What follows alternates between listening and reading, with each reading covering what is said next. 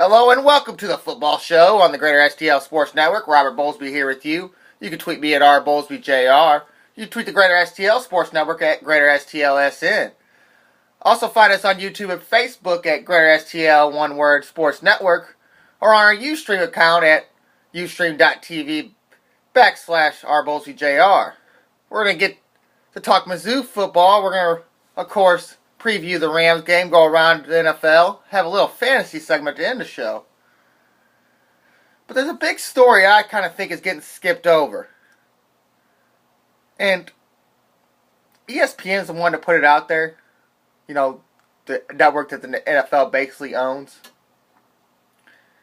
And yeah, it was at the top of the page for one day, and now it's just kind of falling apart. And the little bitty things that are getting picked out of it, that people think that benefit the Patriots, saying that this story's wrong in this place, is there's been a couple of things taken out that basically all they said was that the Deflategate penalty was for Spygate. But I think there's some important notes, and I'm going to go mostly at the Rams side of it, but I will start off about, I've had an article started to get into all these situations. And this is from Outside the Lines. Look it up on ESPN. Talks about Spygate and all that, and how far and how really deep it went, not just in the Patriots front office, but also in the NFL. And this is how it starts. His bosses were furious. Roger Goodell, uneventful. So on April 1st, 2008, the NFL commissioner convened an emergency session of league at a spring meeting at the Breakers Hotel in Palm Beach, Florida. Attendance was limited to each team's owner and the head coach. A palpable anger and frustration had rumbled inside club front offices since the opening Sunday of the 2007 season.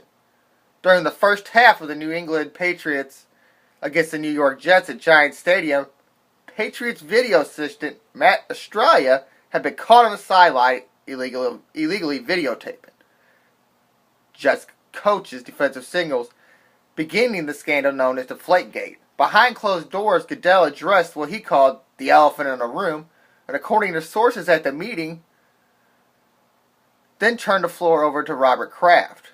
Then the 66-year-old billionaire owner stood and apologized for the damage his team had done to the lead and the public's confidence in pro football.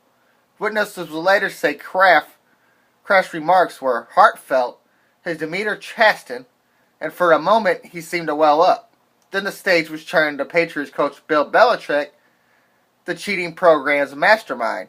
He spoke. He said he had merely misinterpreted a league rule, explaining that he thought it was legal to use videotape the opposing team's signals as long as the material wasn't used in real time.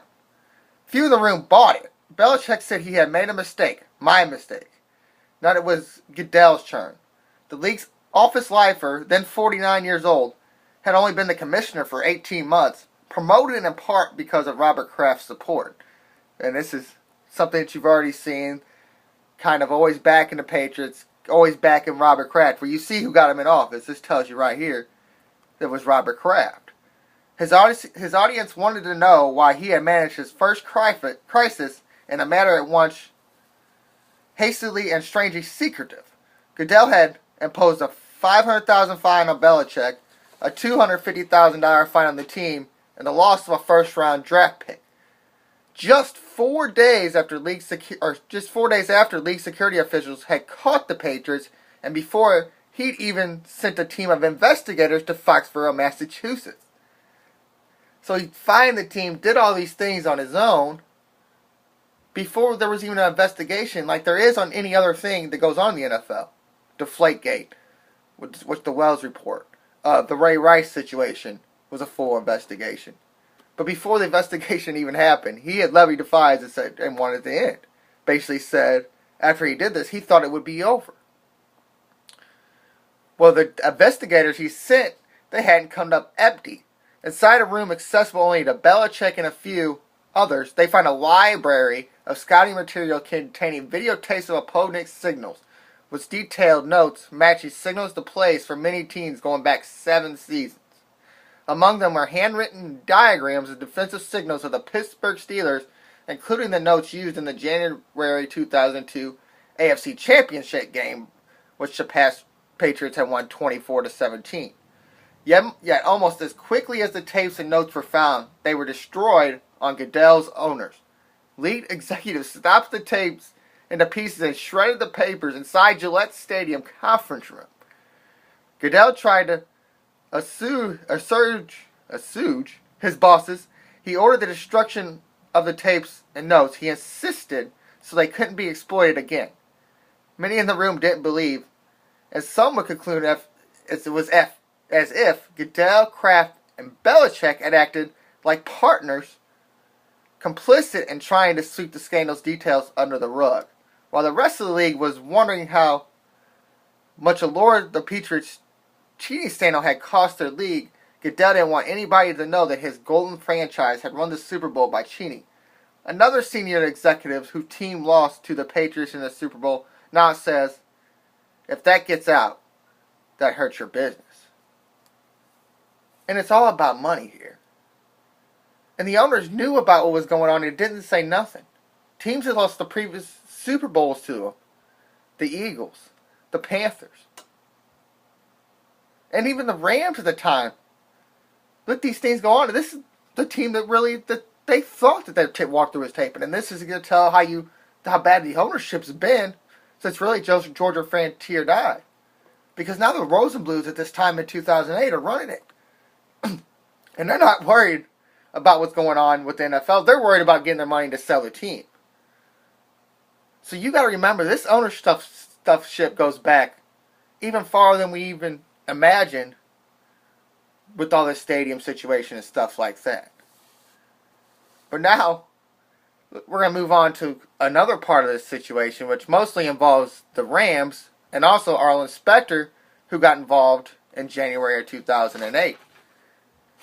Specter was with the Warren Commission, the commission that was deemed to try to figure out the JFK murders.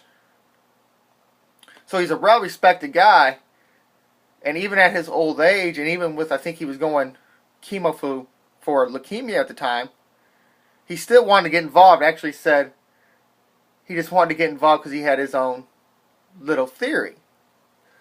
So he started off with a meeting with Goodell. In this meeting, he asked Goodell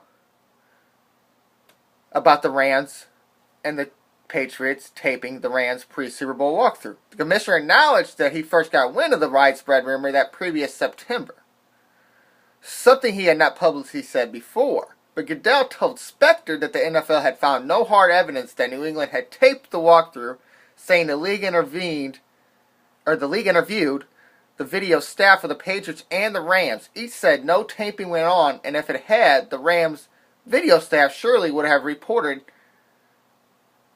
the thing, as the notes show.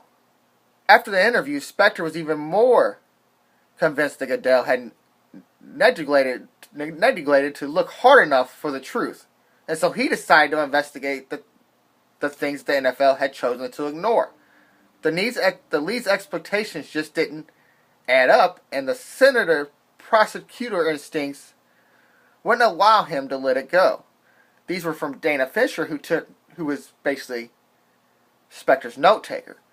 Specter also wrote about the whole thing in his book, saying a powerful friend told him that if he had laid off the Patriots, there could be a lot of money for him in Palm Beach. Specter told the friend, who Specter wouldn't name, of course, I couldn't care less. So now they move on to Matt Walsh, who was the former Patriots video assistant and was fired in 2003 for performance issues. Walt hinted that the cheating was widespread more than anyone knew, and perhaps that he possessed proof that the Patriots had taped the Rams walkthrough. So how smart the NFL is, when they started figuring out the Specter was going to go at him, they went after Walsh first, and on May 2008, May 13th, after signing an indemnification agreement with the NFL, basically saying that any property he owned that had NFL video on it, that had anything to do with the NFL, he had 11 days to return that to the NFL. So they wouldn't sue him for keeping that information. As you know, the NFL wants to keep all their stuff in-house. That's why rights reserved only if allowed loose by the NFL. So Walsh and his lawyers met with the NFL for 3 hours and 15 minutes at league headquarters. There was Goodell, 2 lawyers, a Patriots lawyer, the league's director of security that stood in for the NFL. After he met with Goodell told reporters that the information provided by Walsh was consistent with what we disciplined the Patriots for last fall, and that he was unaware of a taped Rams walkthrough and does not know anybody who said there is a tape. Hoping to end the matter forever, Goodell added that unless some new piece of evidence emerges, the league's interest in Spygate was closed. So he thought that this would end it by kind of taking an interview saying that this happened, you have proof that this happened, and Walsh probably said I had proof just to lie, and yeah, Goodell's like, oh, this is it. Well, that same day, that afternoon, Walsh and his lawyer flew to Washington and met with Spector and his staff for more than 3 hours in a meeting.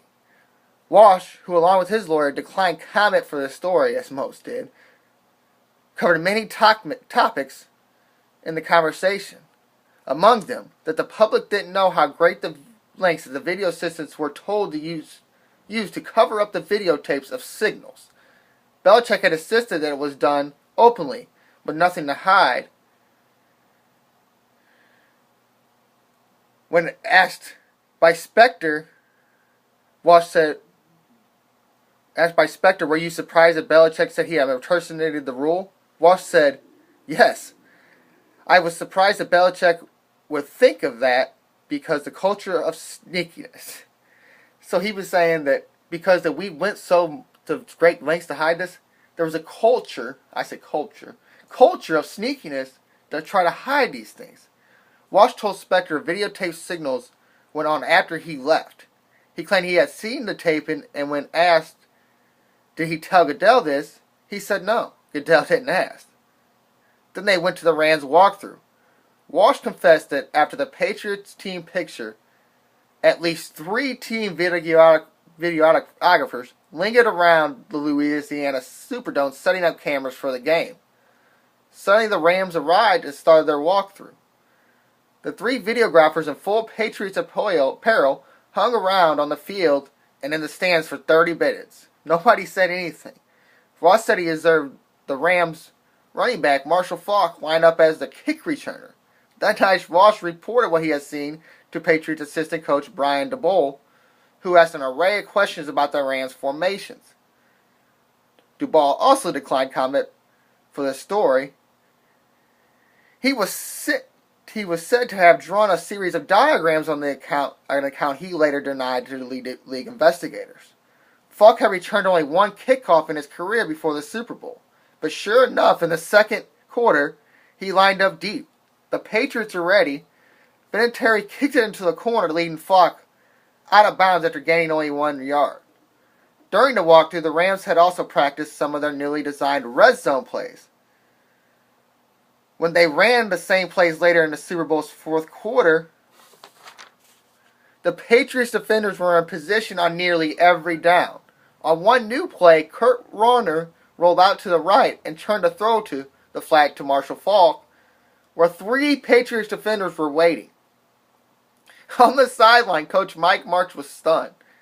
He was famous for his imaginative and unpredictable plays, and now it was as if the Patriots knew what were coming on plays that had never been ran before. The Patriots' game plan had called for a defender to hit Faulk on every down as a means to eliminate him. On the exact day that Spector called for this investigation, Goodell left a voicemail on Mike Marks' cell phone. This is where it gets crazy. The Super Bowl against the Patriots derailed Mike Marks' career as much as it made Belichick's. His offense was never the same again and was fired by the Rams in 2006. Now with the 49ers as an offensive coordinator, Marks returned the call from the 49ers practice field. During the 5-minute conversation, Marks recalls that Goodell sounded panicked about Spector's call for a wider investigation. Marks also recalls Goodell asked him to write a statement saying that he was satisfied with NFL Spygate investigation as previous owners had done before, and also Andy Reid is the Eagles coach. He told me the league doesn't need this. We're asking you to, this is Mark's talk, we need you to come out with a couple lines exonerating us and saying we did our due diligence, says Marks, now 34, out of coaching. This was at a July interview. A congressional inquiry that would put the league officials under oath had to be avoided, Mike recalls Goodell telling him. If it ever got to an investigation, it would be terrible for the league, Goodell said. Marks says he still had more questions, but he agreed that a congressional investigation could kill the league. So in the end, Mike Marks got in line. He wrote the statement that evening and released it the next day, reading in part that he was very confident there was no impropriety and that it was time to put this behind us. Shown a copy of his statement this past July, Mike Marks was stunned to read several sentences about Walsh that he says he certainly did not write. It shocked me, he says. He appeared embellished quite a bit. Some lines I know I didn't write. Who changed it? I don't know. This is how deep that the NFL went to hide these things. So, you don't know how deep anything is. You don't know how deep this stadium situation is. You don't know how deep the LA situation is. I mean, this cost 3 teams maybe a chance to have a Super Bowl ring. The Panthers, the Eagles, and the Rams. But it also, for other teams like the Steelers that were in there, the 2002 championship game was the one where they found the big notes about. So the NFL went to block this. You had an owner in St. Louis, an owner in Philadelphia, and an owner in Carolina that basically said, to put it behind us, I guess there's no way to fix it. Is what it seems like to me. And why would the Rams go at the time when they're trying to sell their team? They're not worried about this. They're, get in line, do whatever Goodell says so we can get our money and get on out of here. And a lot of people try to compare this to maybe that if the Rams had won that Super Bowl, that there would be no problem here. But even after that Super Bowl, if Marks doesn't go into scared mode and basically is paranoid about everything, does this offense stay the same? But you got to remember, once we lost Kurt Warner, that offense was never the same anyways. There was years that Mark Bolger played some really good football. But after a long time, Mark Bolger was nothing. He couldn't get it done.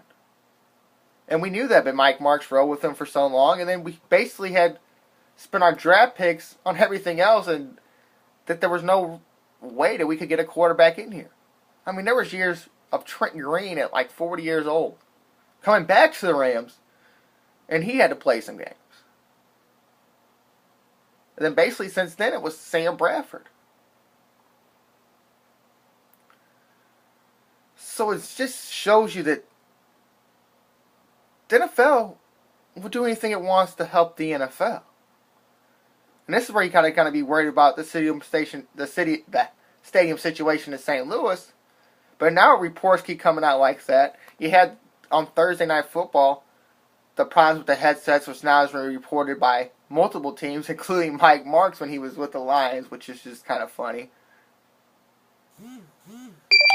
But it just runs deep. It shows you that the NFL's not worried about what happens if it hurts the NFL. They're worried about what happens if it hurts the NFL and how they're going to stop it to make the NFL look better. Now, a lot of people should not compare this to the Rams Stadium situation because this was going to happen anyways. Because you're going to have owners like the Rosenbluths that were starting to lose money even with the bad team because they were still supported. They were still getting TV revenue. No games were blacked out. So they still made all their money.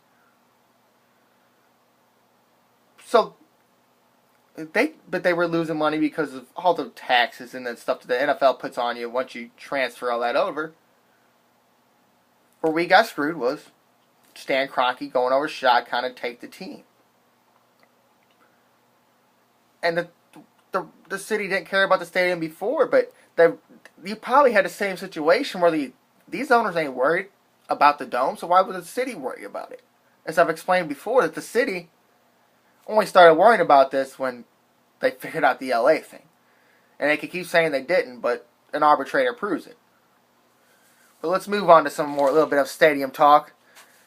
As Dan Deerdorf, Joe Buck, and Ozzie Smith appeared at an annual police luncheon at the America Center, and Buck and Deerdorf kind of went in there and talked about the stadium a little bit.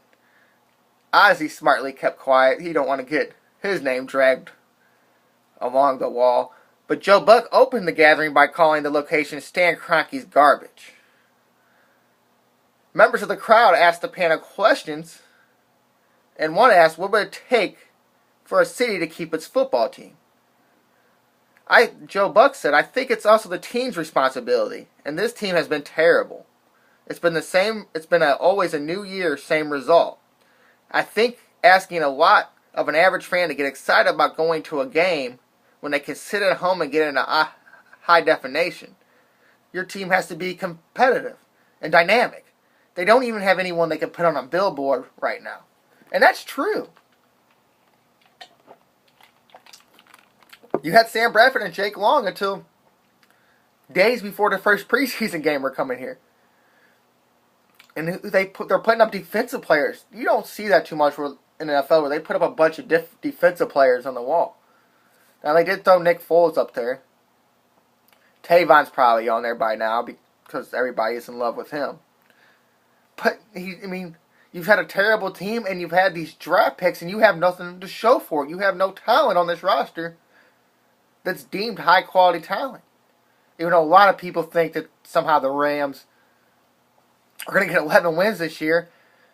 I guess if Chris Givens gets 25 touchdowns because there's nobody else to run deep to go get the ball to moving down the field. You're having trouble keeping your running backs healthy. And that's supposed to be the backbone of your team. So Deerdorf went on to second Buck's sentiment, saying that in part he likes Kroenke, believes he has dropped the ball on this one. I wish the Rams would have tried harder to be part of the community and extended more effort over the years that they've been here, especially when they have an owner who won't even talk to a city who gives them so much. Deerdorf then asked the crowd if they knew the last time Kroenke spoke, and he reminded them that it was in 2012 when he hired Fisher. With all that's going on in this community, how is that possible? Deerdorf asked. Kroenke has turned Bill Bidwell into a chatterbox. Bill Bidwell is, of course, the guy who took the St. Louis Cardinals to Arizona when he wanted a new stadium. He noted that the city is now investing in a variety of ways to deal with problems across the board. And when you see a man like Kroenke, whose net worth is something like $15 billion, he's about a little off there. It's more like $8 to $10 billion. That's a hard sell, he said. Wouldn't you love for Stan to say something? I like him, but I think he dropped the ball on this one. We deserve to be treated better than we've been treated. And the Buck went on to say, marketing can help offset a less-than-stellar seasons, and cited the Blues as an example. Even though fans are frustrated by the team's inability to bring home a Stanley Cup, Buck said the community knows its owner Tom Stillen wants the team to be great. Doing things like bringing Brett Hall back, that's investing in the community, Buck says. I'm sorry, but nobody in LA is going to line up on the 405 freeway to watch this brand of football. Buck explained that he, like his father, believes in the type of investment a new stadium could bring to a city and not just in the novelty of having a professional football team here. If the Rams leave, Buck said, it would be crippling to St. Louis. There is not enough happening here, and to become a non-NFL city is frightening. Now, he's been about the stadium the whole time. He's in videos for HOK, the person building the stadium, and the project the whole time. Now, people can go at him and say he's not St. Louis because he doesn't back up the Cardinals all the time in the playoffs. He's just doing his job there. But here, he has a job in the NFL. He has an obligation to kind of be fair to all teams. And it kind of looks he's not being fair to all teams. And you doubt that the Rams are going to get a national game with Joe Buck on it. You can't see it unless they somehow get good. And Kristen Gibbons runs up and down the field the whole time and catches 45 touches. Because there's nobody else there to drive the ball down the field. I just don't see it. But Theodore's already been in the fight, as I mentioned 100 times before. He's prominent. Joe Buck's in the fight. He's prominent. Dan Peacock is a prominent guy in the NFL. I mean, this could sway a lot of owners in our way in that situation. But the problem is how Stan Kroenke going to react. Is he going to play out his lease? That's only 9 more years where he could go lease to lease to lease the whole time and just stay in the dome and try to move him to L.A. or to L.A. to San Antonio or to London. I mean, he's got some interest in London with having a soccer team out there.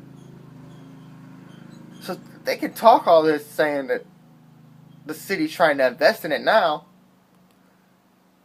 but it's still 50-50. And I'm telling you, the only way that this stadium gets built is somehow bring somebody with some money else, some big money get involved and help building it. Like I keep claiming about the Cardinals, and move the soccer games in Busch Stadium over there, get some of the concerts, split the concerts up, give the revenue back to the Cardinals, and make it a St. Louis thing instead of trying to make it an NFL thing. Which I kind of understand trying to keep the team here makes it a St. Louis thing, but you gotta make it a big St. Louis thing and involve everybody in the community. Try to get this going. Try to actually make a change downtown. All right, we're gonna take a break. We're gonna talk Mizzou football next, and then go around the NFL right here on the football show on the Greater STL Sports Network.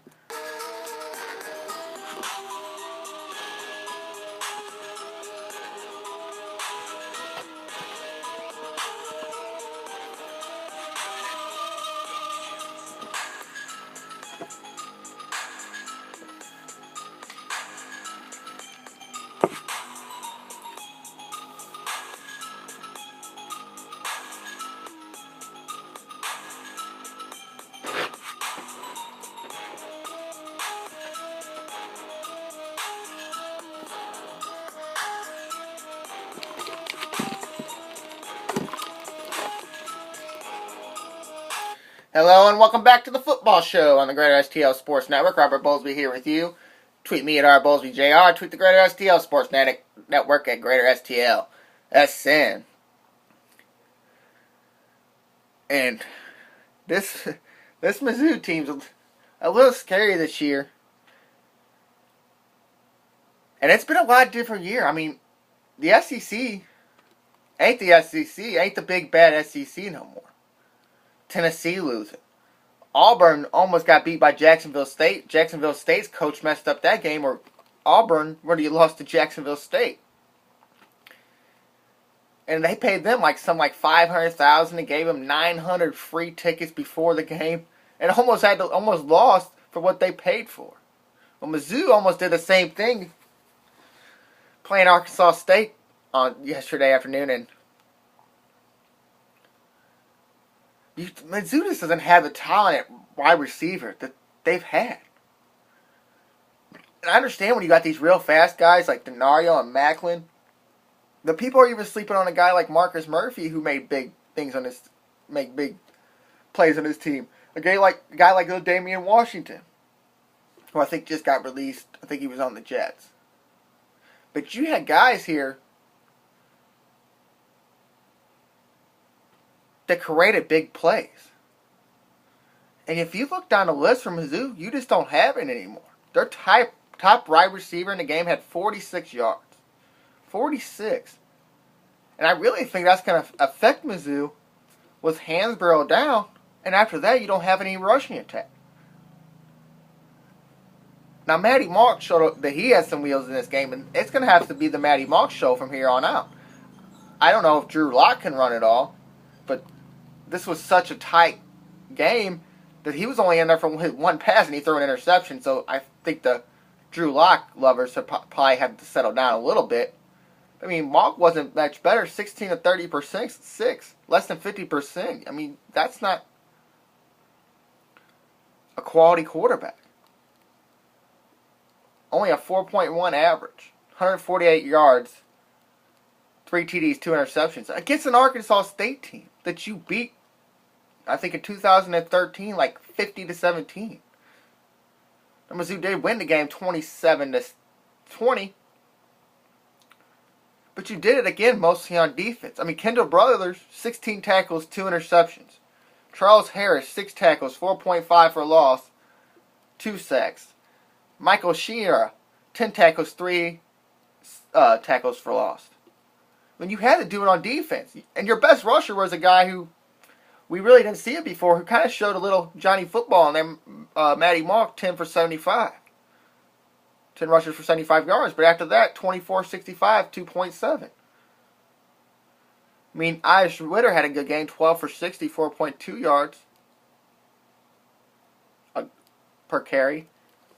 But after Hansborough goes down, you basically get in a point where you have to throw 36 passes a game to win, and Matty Mock's not that quarterback. Is Drew Lock that quarterback? But can he run? And you were so worried about him after he threw his interception, you didn't put him back in. Even if the game was tight, the game was kind of tight last week when he was in there, and he went in there and played pretty good for his first 3 or 4 passes. And then he came in later in the game and got lucky with the long 78 on a wore down SEMO team.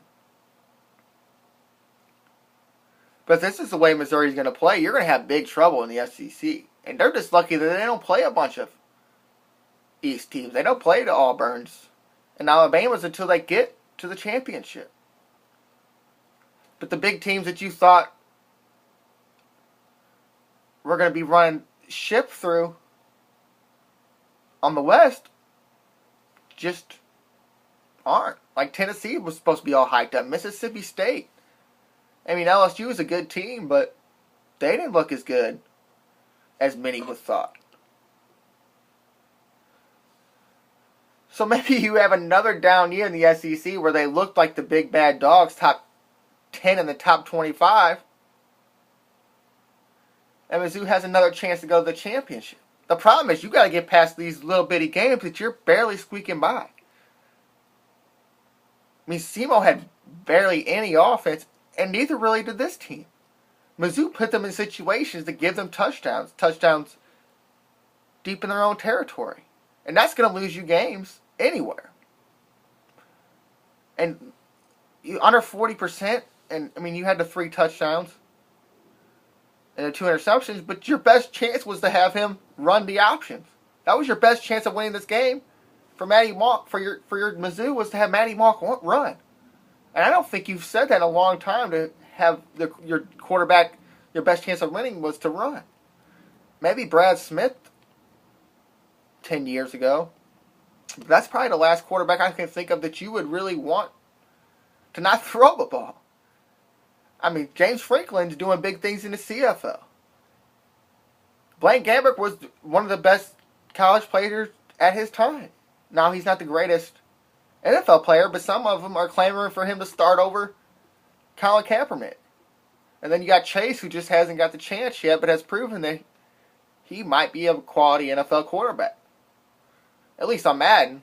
You can get Chase. You can make it to the playoffs with Chase. But with the no running game and not being able to pass the ball, not having an elite receiver, I mean, you almost have to run the wishbone offense to be effective. And just hope your defense kind of does what they did. Kendall Brothers has shown that he's a top-tier player, because there's not Shane Ray or Alden, or somebody, Shane Ray. I was going to say Alden Smith. I meant Marcus Denman, and that's not his name either. But there was another guy here, Marcus, that taking tackles away from an elite defensive player. But there's no chance in Mizzou in this kind of offense is going to win. I mean, if Russell Hansborough's out there all season, you're going to have to find another running back to at least carry the load more than 24 carries for 65 yards. But you're not going to be able to win with Mock throwing for 36 times and only completing 16 passes. Now, you're only winning because you're against Arkansas State. But Mizzou's 2-0. We'll see what they do next week. And it's going to have to get better, or they're going to start losing. we'll go around the NFL right now, and there's just some weird spreads. I just don't get going on. Like, people really think the Colts are at Buffalo, and the Bills are getting 3. There's Andrew Luck, they upgraded this year. The Colts upgraded this year by adding Andre Johnson. The Bills don't have anybody playing, or anybody at least that's fully healthy, 100% healthy on their offense. Your quarterback's Tyrod Taylor. I mean, do they just really think that X Ryan's like this great defensive genius? And then he's going to go up there and just not figure out Andrew Luck? I mean, the Colts really don't have a running game, but on most teams that really don't matter. But your kind of second wide receiver, a guy people aren't going to be paying attention about, is Andre Johnson.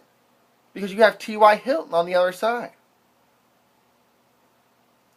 So I just don't see how they really think that I don't think the Bills are going to be able to keep it close unless they got some magical defense that I don't know about. And they got this magical running game that I don't know about with LaShawn McCoy. Their backup is a guy I never heard of. And I wrote his name down. Booby Dixon. So, I mean, that's a guy, I think he was on San Francisco, but he was a backup, and it's a guy you never heard of. So I just don't get where people think that the Bills are just going to be that much better with a no-name quarterback and Rex Ryan.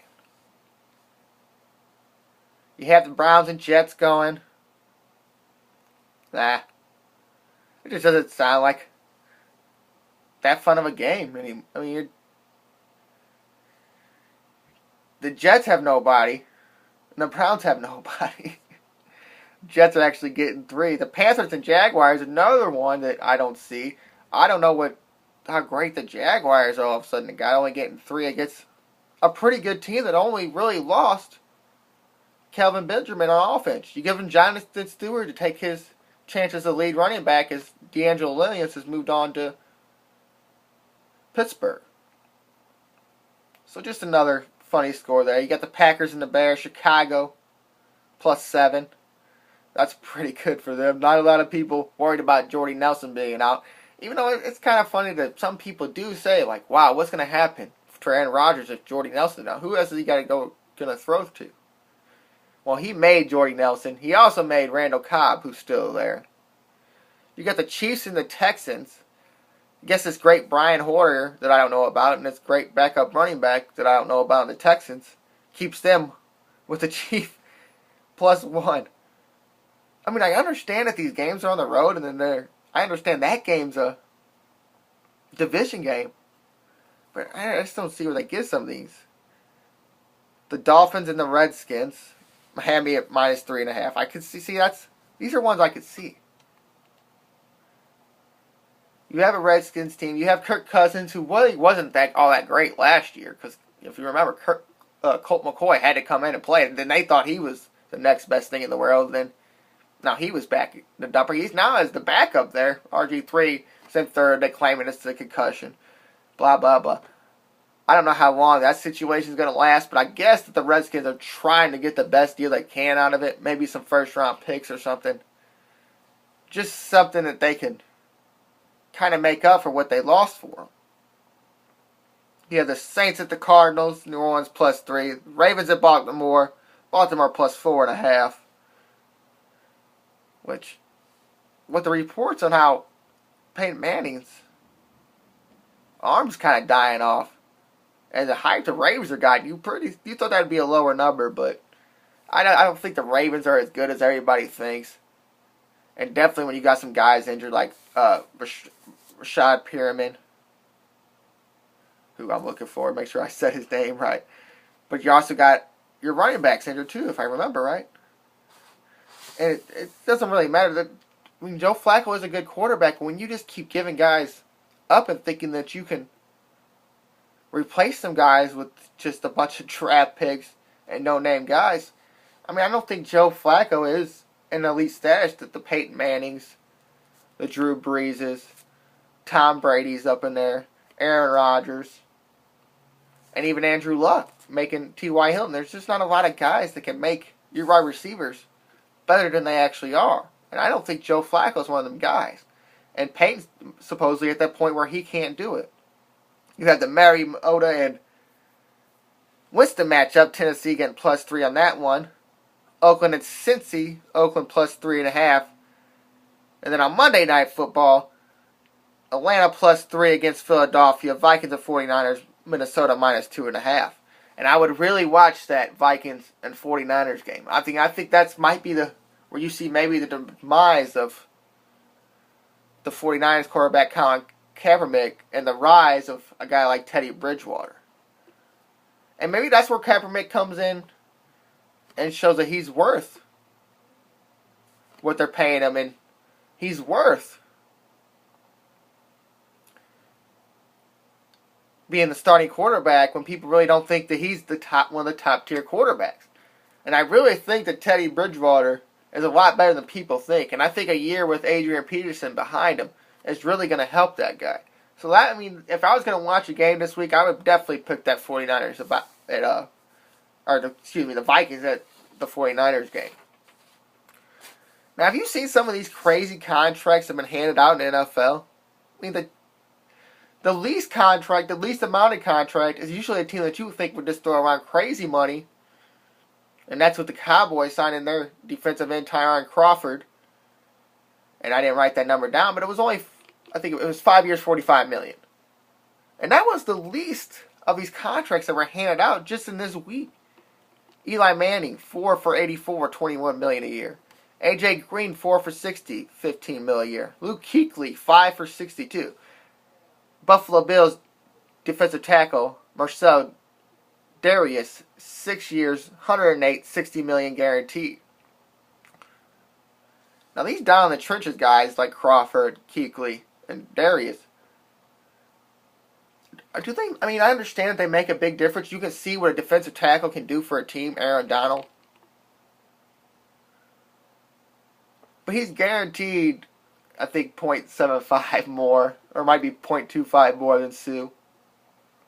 Kuechly, the highest paid linebacker. AJ Green's an elite receiver with a non-elite quarterback. So I actually think that AJ Green deserves his money and makes his quarterback look better. And there's not many $15 million a year wide receivers in the NFL. There's very little now because a lot of teams can make off as makeshift wide receivers if you have a halfway decent quarterback. I mean, your elite receivers are on teams like the Buccaneers with Winston with Evans and Jackson. But guess where they're not? On the Rams. I mean, even like Washington, even with the big hype that RG3 got, they went and got Deshaun Jackson from the Eagles. So there's teams that know what they need to make their team better. And Eli signing this big contract, he's already kind of flourished some wide receivers, and now with Beckham back there, and then you got Cruz on the other side, and if they stay healthy, he's going to be worth this $21 million. I mean, he's kind of a gunslinger, Brett Favre type of guy where he'll just kind of throw in traffic and not really care. But now you have two elite receivers where you can throw the ball downfield. So you can see where the Giants are building is they think they have an elite quarterback, but just in case, let's put some wide receivers behind him. Unlike something that the Rams have done, they only put one playmaker, and then now they drafted one, but he's got a torn ACL. So it just shows you what some teams actually do to try to make themselves better. But the defensive tackles signed to big contracts when a lot of them guys fall off after a few years. Auburn Hainsworth. And then a lot of guys who are drafted and do play well at that position ended up turning basically into guys that hold over, the black holes. So giving them guys big contracts is kind of scary. But if you can get the money, hey, as I always say, these cats get the money. Jason Pierre-Paul might be a little worse off than once thought by New York Giants. When they're scared that he might even play the whole season as he's missing his right index finger, fractured thumb, and skin grafts, and a portion of one of the other fingers on his right hand is missing. And he must have been messing with some high-tech fireworks. Because I messed my hand up with some fireworks before. And, I mean, it didn't blow off fingers. It just burned my hand. And and that's crazy that you make the kind of money these people play with. And you're out there messing with, I don't care. Is it really that fun to light a match to a firework? I just don't understand it. And you're a big player that was going to sign a big contract, and now you're disputing the contract they offered you, and now you're not going to get paid because until you sign your tender, they don't have to pay you. So I just don't understand what these guys that just messed up their whole situation, and definitely just to have fun with some fireworks. That makes zero sense to me. All right, we're going to our injury report. Is the only quarterback on the injury list is the one and only quarterback that's on it every week, and of course it's Tony Romo with his back. As Buffalo's I was talking about is I don't understand the spread. As their running back LaShawn McCoy is probable with a hamstring. Rams running back Trey Mason questionable with a thigh. Duke Johnson, Browns running back, concussion is probable. Chris Ivory with the Jets, knee is probable. Dante Freeman of the Falcons, hamstring is questionable. On the wide receiver front, Randall Cobb, who's going to play, I promise you that almost. That some of these guys are, they have to put them on there to give them the reports just because you held them out of practice or what. But Randall Cobb, Packers, shoulder, probable. And this is what I was talking about with and this is something I'm going to speak about later with the Bears, is Alshon Jeffrey, calf, question mark. Eddie Royale, hip, question mark. Marquez Wilson, hamstring, questionable. Them are all wide receivers, and this is after losing one of the guys you drafted, and Kevin White from West Virginia. He was supposed to be one of your top wide receivers, and now you don't have him all season because he was hurt earlier.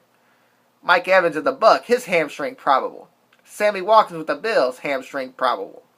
Percy Arvin, who's always got a problem, and this is what I was speaking to about the Bills game earlier. You're at back-to-back receivers. Sammy Watkins and Percy Arvin for the Bills. He has a hip problem. He's probable. So your top running back and your top two wide receivers are probable for the game. So they're injured, and they'll most likely play, but you don't know what you're going to get for them. And that's why I said that spread was a little low. Devontae Parker, wide receiver for the Miami Dolphins, his foot probable. Michael Floyd of the Cardinals, hand questionable. Des Bryant of course, the Dallas Cowboys, hamstring probable. Roddy Wright's elbow probable for the Falcons. At the tight end position, Charles Clay of the Bills, another one of the Bills' top players, knee probable. Travis Kelce from the Kansas City Chiefs, tight end, ankle probable. Eric Ebron in Detroit, his ankle probable. Ladarius Green for the Chargers, question mark, questionable for the concussion. Zach Ertz to the Eagles, groin questionable. Notable outs, Adrian Foster of the running back of the Houston Texans. Running back C.J. Spiller of the New Orleans Saints. Julius Thomas, tight end for the Jaguars. Lorenzo Tafaro, running back for the Baltimore. And wide receiver Brashad Perryman, as I mentioned before, is out. Baltimore wide receiver. So there's your little injured, no news and outs there. Your injury news and notes to help you with your fantasy teams this weekend. And maybe question if you're going to a parlay session. Maybe question some of your picks with some of the big guys being injured. Definitely in that Bills game, but also guys like C.J. Spiller in New Orleans or the Jaguars with Julius Thomas. All right, we're going to take a break. We're going to come back. We're going to recap the Rams game and then go into a little fantasy thing right here on the Football Show on the Greater STL Sports Network.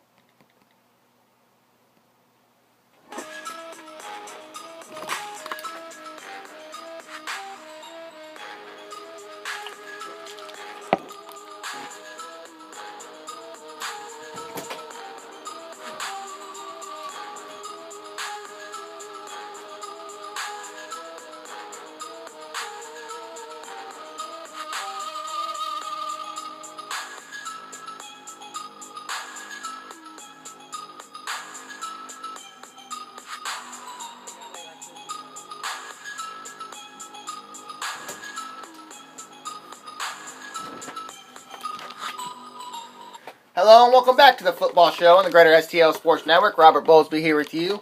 You can tweet me at rbowlsbjr, tweet the Greater STL Sports Network at Greater STLSN. Find us on YouTube and Facebook at Greater STL, one word, then Sports and Network. And then also find us on our Ustream channel at ustream.tv/rbowlsbjr. Now moving to this Rams game.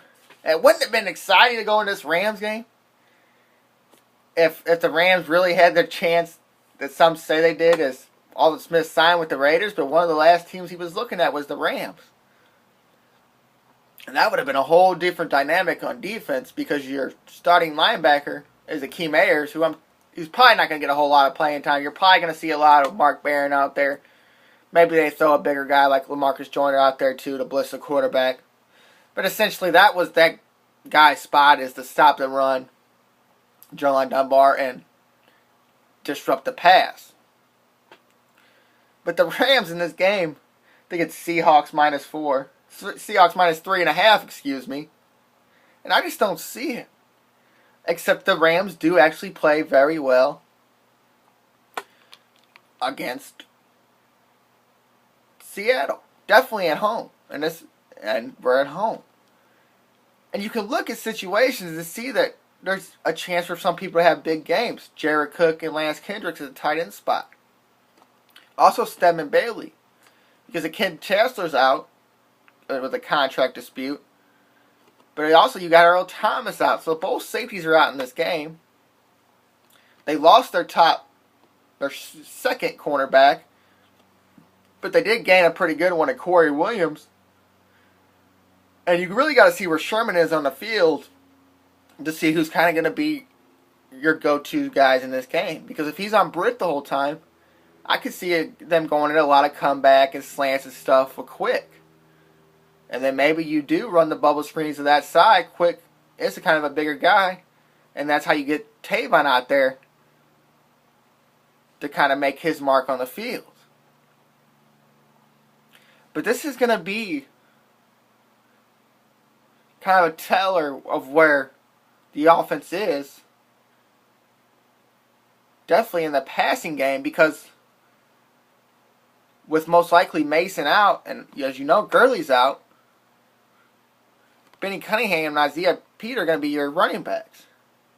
And unless they get in some kind of rhythm, which I don't know if all the playing time they got in the preseason, Isaiah Pete had a pretty good preseason. Benny was kind of held out here and there and didn't play as much as Isaiah did, but probably will be the starting running back because they got some kind of fascination with him. Chase Reynolds is a third. I kind of like seeing Chase. I hope Chase Reynolds gets some carries. He's kind of a guy-falling guy, special teams guy, but I kind of hope he goes out there running back and gets some carries. But this is going to be a teller of what you're going to see on the passing game all season. I don't think he can go out there and get 40 passes, but I'm pretty sure that they're going to get up there in the passing game and try to wear down of already broken secondary. Because if you can get the passing game going, you're always going to be able to get something in the running game. And if you get to a point where you can get past the top 7 and you've worn down this second front, you could see a big game from a guy like Benny Cunningham. But the offense, the passing game, has to open it up. Now on the defensive side of the ball, what you got to be worried about is this is Jimmy Graham's first game. And the Rams, I don't see anybody that really has a guy that can block Jimmy Graham, as they haven't fared well in the past. John Carlson, the name of tight end, who killed them. And nobody knows who John Carlson is. But from what you watch and what you hear about Jimmy Graham, it's all about getting him on the line. And you do got a guy that can do that in Ogletree. So I kind of think you're going to have to spy Jimmy Graham a little bit with maybe Ogletree or Robert Quinn or somebody knocking him at the line. And then kind of spy him with a T.J. McDonald or Mark Barron. Somebody that's physical and can kind of keep him off the ball. But the problem is they also got better in the running game. Even with Marshawn Lynch being the best running back in the league, they signed a guy that the forgotten Fred Jackson. A lot of people that don't know Fred Jackson, Buffalo Bills running back, that kind of took carries from the top pick is C.J. Spiller, even though now he's gone. But he's been there for a few years, and last year was really the first year that Spiller got to take over that starting position. So he's not a bad running back, he's just an older running back. But now they're going to wear you down with the big, strong Marshawn Lynch. They got another guy that's going to come right behind him and do the same thing. So you got to think that maybe Seattle's going to go more at the running game. And definitely, if they figure out some way where you have to kind of pay attention a little bit more to Jimmy Graham and the tight ends, you know Wilson's going to get out there and run. He's done it against the Rams before. And this could be a game where he gets over 300 total yards, 150 to 100 or 100 to 150 rushing and 200 to 250 passing. I mean, this could be a big game from him if Jimmy Graham, Fred Jackson, and Marshawn Lynch can open it up. Because if he runs one of them little read options that they run and he doesn't, he fakes a thing and the running game's going, they're going to go right after Lynch or Jackson.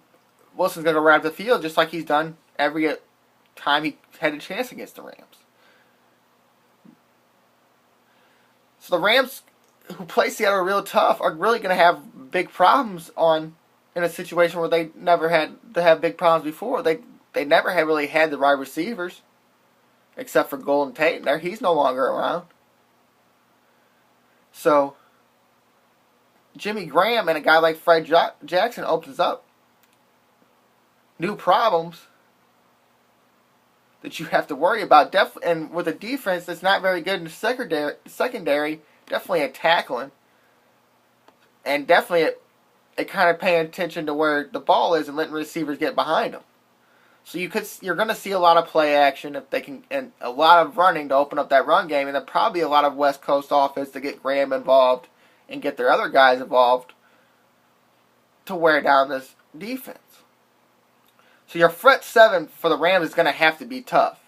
You're going to have to show all this hype and all this stuff that's been talked about. You're going to have to show them in this game for the Rams to have a chance. Because the last game, that's what it was all about, was the defense and some fluky special teams. If you remember the fake punt return for the touchdown with Stedman Bailey, that's how you had to win these games before. So your front seven is going to have to step up. You're actually going to have to play decent in the secondary, and your offense, definitely your passing game, is going to have to work very well and very efficiently to have a chance at all to be even in this game, much less win this game. Now, do I see the Rams winning? No. Do they have a chance if they kind of have some kind of offense to go with their good defense? Yeah, I do. So I kind of see the spread there, but coming off of going to a Super Bowl, I don't know if it's such a big letdown like many people want to lead on, so I'd kind of watch out for the Seattle Seahawks. Alright, we're going to move on to our fantasy segment as I'm going to pick a quarterback, a running back, a wide receiver, and a tight end or a flex player for your fantasy wants and needs. At quarterback, I actually did two of every position this week, and I might do that every week, but like I was talking about before in the 49ers game, my fantasy quarterback, and these are kind of be sleeper picks. I could go Aaron Rodgers just to make it hard, but I'm trying to look for some guys that maybe, if you have to play a 2-quarterback lead, or just some guy to, if you don't have very good quarterbacks, maybe you go with this guy. I would go with Teddy Bridgewater, Minnesota at San Francisco. San Francisco losing a lot of defensive players. You do have some receivers now with Greg Jennings in Minnesota. They do have Patterson. I can't remember his first name, but Cordell Patterson, I think his name is. He's a really good wide receiver too, and also he's going to have a full year of Adrian Peterson in the backfield, which is always going to open up the games offensive-wise when you got the best running back in the league behind you. So I'd look at Teddy Bridgewater. I would also look at Eli Manning in this Dallas game. After all the scrutiny that he gets, and now he gets his big contract, Eli's going to want to go out there and prove it, and who better to prove it than against the Dallas Cowboys? So if you had to play one of them 2 starting quarterback leagues and you got your best quarterback, you need to go for a second one, I would go with Eli Manning as one of your fantasy quarterbacks. At running back, with Jameis Winston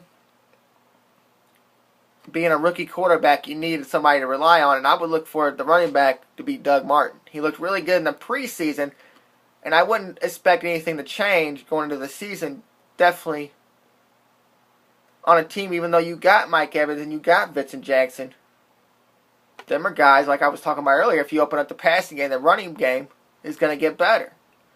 And I don't think they're going to start off passing, but I think that Doug Martin's going to have to open up the passing game by running the ball. And I think they're going to go to him a lot and often, and they're going to him and not a very good Kansas City team. So I really think Doug Martin is one of your running backs. Now your sleeper, really, really big sleeper. If you want to go with somebody, maybe you need a flex player, maybe you need somebody just to fill out your roster, I would go with Booby Dixon, as I talked about earlier in Buffalo, with LaShawn McCoy being injured, and Sammy Watkins and Percy Harvin, and also the tight end Charles Clay being injured. They're going to look more towards the running game and not trying to really hurt these guys by putting them out there making every play passing. And with Tyrod Taylor in there, I don't know if you're going to want to be in a passing offense. And with LaShawn McCoy, you're probably going to go trade in and out. So I would go with Booby Dixon if you're looking for a guy for a sleeper, a guy just to fill out your roster. At the right receiver position, this is where I'm going to hype you up on the Aaron Rodgers train. I would go for any receiver that's not named Randall Cobb. So a Devontae Adams or a James Jones, because as you know, as I already said, he makes wide receivers. And James Jones is already a really good wide receiver, but Devontae Adams is going to be a guy that's going to have to show up for this team to continue with their offensive strength, which is Aaron Rodgers. So, and I think he's going to go to the passing game. Randall Cobb's going to be covered by the best guy, so I would think you're going to see a lot of Devontae Adams and James Jones getting a lot of passes. So it's your wide receiver position or your flex position. I'd go with either one of them. At the flex position, I actually went with two tight ends, as with the injury to Kelvin Benjamin, I really like Greg Olsen, tight end out of Carolina against Jacksonville. And now Jonathan Stewart is your main guy. You don't have the two running back training that you used to have. If he struggles during the season, you're going to have to go to the passing game, of course, of Cam Newton, or in this game, of course, against Jacksonville. And Greg Olsen's a really good tight end, and not a lot of people know him because Cam Newton's there and he's just throwing the ball around. Kelvin Benjamin's that big touchdown guy. But I'm telling you, Greg Olsen's going to be big on this offense without Kelvin Benjamin being out there. And then also, as I mentioned earlier, with Alshon Jeffrey being injured, Eddie Royale, Marquise, I can't remember his name, and not Kevin White, who was injured earlier in the season. Look for Martellus Bennett, tight end out of Chicago, to make a big difference on that team. And just about every game this season, it's a guy you hear about, and you know he can catch a touchdown, and he's a pretty good tight end. But with all the injuries they have, losing Brandon Marshall, trading him to the Jets, and then also losing Kevin White to an ACL injury early in the preseason, you're going to have to look to your tight end, of course, and definitely, just like I said with Booby Dixon at Buffalo, with the sleeper running back, Marcellus Bennett is going to get a lot of looks with all the injuries to the wide receivers on this team. All right, that's going to do it. I'm Robert Bowlesby, and this is the Football Show on the Greater STL Sports Network.